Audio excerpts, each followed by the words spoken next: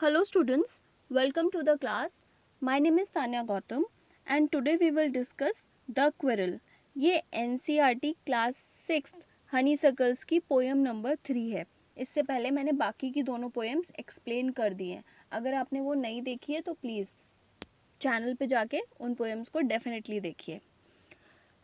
The Quirrell का मतलब होता है किसी तरह का झगड़ा या किसी तरह का मतभेद जो आपस में हो जाता है कभी कभार मूड स्विंग्स की वजह से.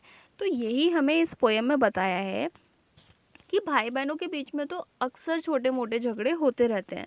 तो चलिए समझते हैं हमारी आज की ये poem. I quarrel with my brother. I don't know what about. One thing led to another and somehow we fell out. यहाँ पे कहने का मतलब ये है कि मैंने अपने भाई के साथ लड़ाई की और मुझे पता भी नहीं है मैंने किस टॉपिक पर लड़ाई की, और एक दूसरे से मिलके एक चीज़ से दूसरी चीज़, दूसरी से तीसरी चीज़, ये झगड़ा बढ़ता गया. The start of it was light, the end of it was wrong. He said he was right, I know he was wrong.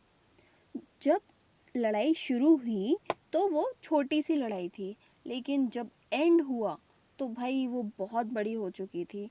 वो कह रहा था कि वो सही बोल रहा है, पर मैं जानती थी कि वो सही नहीं है, वो गलत है.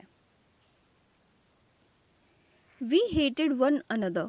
The afternoon turned black. Then suddenly my brother thumped me on my back and said, "Oh, come along, we can't go on all night. I was in the wrong, so he was in the right." We hated one another. अभी झगड़ा इतना बढ़ गया कि हमें एक दूसरे से हेट हो रही है कि, और फिर द आफ्टरनून टर्न ब्लैक. दोपहर से शाम हो गई, इनफैक्ट रात हो गई.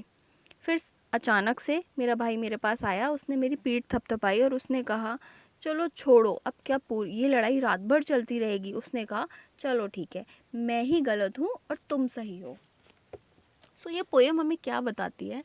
ये पोएम हमें बताती है कि भाई बहनों के बीच में छोटे मोटे झगड़े होते रहते हैं और फिर वो आपस में ही उनको सुलझा लेते हैं. तो ये सारी क्यूट सी फाइट होती है, बट ये कोई बड़ा झगड़ा नहीं होता, ये सभी के घर में होता है. ठीक है. स्टूडेंट्स, आई होप सो आपको ये समझ आ गया होगा, और अगर अच्छा लगा है तो मुझे कमेंट सेक्शन में डेफिनेटली बताइए, और चैनल को सब्सक्राइब करिए, वीडियो को लाइक करिए और अपने फ्रेंड्स के साथ शेयर करिए. Till then, study well.